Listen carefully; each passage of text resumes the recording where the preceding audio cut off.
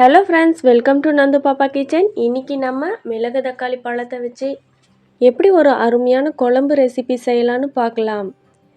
இந்த குழம்பு white rice கூட, இட்லி, தோசை அப்படின்னு எல்லா வகையான ரெசிபி கூட சாப்பிட்றதுக்கு சூப்பரான டேஸ்ட்டில் இருக்கும். வீடியோக்குள்ளே போகிறதுக்கு முன்னாடி நம்ம சேனல் நந்து பாப்பா கிச்சனை சப்ஸ்கிரைப் பண்ணிவிட்டு கூடவே இருக்கிற பெல் ஐக்கானே கிளிக் பண்ணிக்கோங்க. இப்போ இந்த ரெசிபி செய்கிறதுக்கு மிளகு தக்காளி பழத்தை நல்லா கழுவிட்டு தண்ணியெல்லாம் வடிச்சிட்டு சுத்தமாக எடுத்துக்கலாங்க. எடுத்துட்டு இப்போது இதை வறுக்கிறதுக்காக ஒரு சட்டி அடுப்பில் வச்சுட்டு 2 டீஸ்பூன் அளவு கல்லெண்ணெய் சேர்த்துட்டு இப்போ நம்ம கழுவின காயெல்லாம் இதில் சேர்த்துக்கலாம். நம்ம நல்லா கழுவிட்டு தண்ணியெல்லாம் நல்லா தொடச்சிட்டு அதுக்கப்புறமா சேர்க்கணுங்க. தண்ணியோடு சேர்த்துடக்கூடாது. தண்ணியோடு சேர்த்திங்க அப்படின்னா அது நல்லா வெடித்து வர மாதிரி வந்துடுங்க. கையெல்லாம் தெரிச்சிரும். இந்த காய் ஒரு 5 நிமிஷம் போல் வதங்கி வந்ததுன்னா நல்லா சுண்டி வந்துடுங்க. இது கொஞ்சம் எண்ணெயிலேயே வேக வைக்கிறது போல் நல்லா வேக வைக்கணும். அப்போ தான் இந்த காயோட கசப்புத்தன்மையெல்லாம் போகுங்க. அடுப்பை நீங்கள் மீடியம் ஃப்ளேமில் வச்சுட்டு பொறுமையாக வறுத்து விட்டுக்கலாங்க. எல்லா காயும் முழுமையாக வெந்து வரணும். அந்த அளவுக்கு நல்லா எண்ணெயிலேயே வெந்து வர்றது போல் பொறுமையாக வறுத்து விட்டுக்கலாம். இந்த காய் பச்சை கலரெல்லாம் மாறி ஒரு மாதிரி ப்ரௌன் கலரில் வருங்க. அந்த அளவு வறுபட்டதுக்கு அப்புறமா இதை நம்ம வேறு தட்டத்துக்கு மாற்றி வச்சிடலாங்க. இந்த எண்ணெயெல்லாம் அப்படியே இருக்கட்டும். காய் மட்டும் எடுத்துட்டு வேறு தட்டத்துக்கு மாற்றி வச்சிடலாம். அதுக்கப்புறமா திருப்பியும் அதே பேனே இருக்கட்டுங்க. நம்ம ஏற்கனவே சேர்த்த எண்ணெயும் இருக்குது. இப்போ அதில் நம்ம கொஞ்சமாக எண்ணெய் சேர்த்துட்டு அது நல்லா சூடாகி வரட்டுங்க.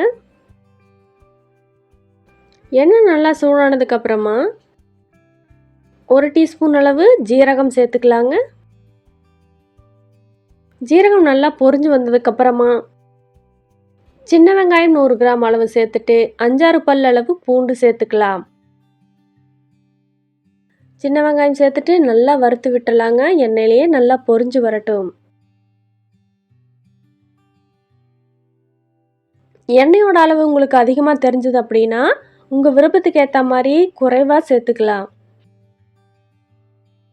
அதுக்கு பிறகு ஒரு பச்சை மிளகாய் 2ஆக கட் பண்ணி வச்சுருக்கிறேன். அதை இதில் சேர்த்துட்டு 2 கொத்து ஃப்ரெஷ்ஷான கருவேப்பிலையும் சேர்த்துக்கலாம்.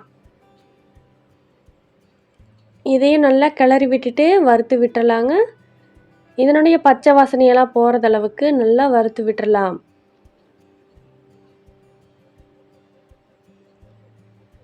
இப்போ இதில் பேஸ்ட்டாக அரைச்ச தக்காளி 2 தக்காளி பெரிய சைஸ் தக்காளியாக அரைச்சிருக்கிறேங்க. நீங்கள் மீடியம் சைஸ் தக்காளியாக இருந்துச்சு அப்படின்னா 3 தக்காளி கூட பழுத்த தக்காளியாக நல்லா பேஸ்ட்டு மாதிரி அரைச்சிட்டு சேர்த்துக்கலாம். உங்களால் எந்த அளவு நைஸாக அரைக்க முடியுமோ அந்த அளவு நல்லா நைஸாக அரைச்சி எடுத்துகிட்டு வந்துடலாங்க. இப்போ இந்த குழம்புக்கு தேவையான அளவு உப்பு சேர்த்துக்கலாங்க. 1 டீஸ்பூன் அளவு கல்லுப்பு சேர்த்துட்டு வீட்டில் அரைச்ச குழம்பு மிளகாய் தூள் 2 டீஸ்பூன் அளவு, மஞ்சள் தூள் 1 டீஸ்பூன் அளவு சேர்த்துக்கலாங்க.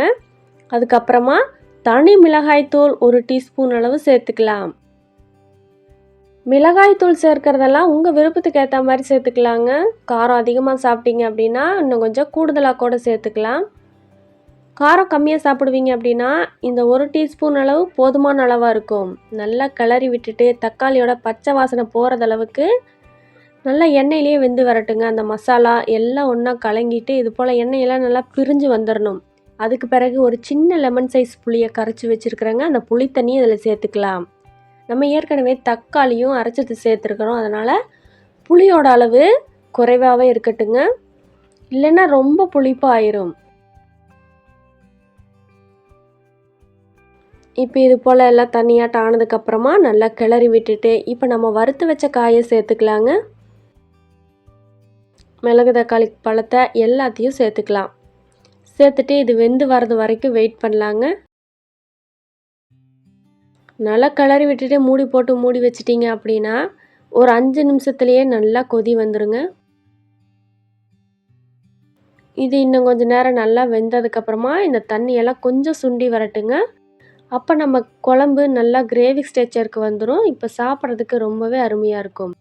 அவ்வளோதாங்க. இந்த மாதிரி குழம்பெல்லாம் நல்லா வெந்துட்டு நல்லா கெட்டியாக வந்ததுக்கப்புறமா நம்ம ஸ்டவ் ஆஃப் பண்ணிடலாம். இதே போல் நீங்களும் வீட்டில் செஞ்சு பார்த்துட்டு எப்படி இருந்துச்சுன்னு சொல்லி மறக்காமல் கமெண்ட் பண்ணுங்கள். நம்ம சேனல் நந்து பாப்பா கிச்சனை சப்ஸ்கிரைப் பண்ணிவிட்டு கூடவே இருக்கிற பெல் ஐக்கானே கிளிக் பண்ணிக்கோங்க. இந்த ரெசிபி உங்களுக்கு ரொம்பவே யூஸ்ஃபுல்லாக இருந்துச்சு அப்படின்னா நிறைய ஷேர் பண்ணுங்கள், லைக் பண்ணுங்கள்.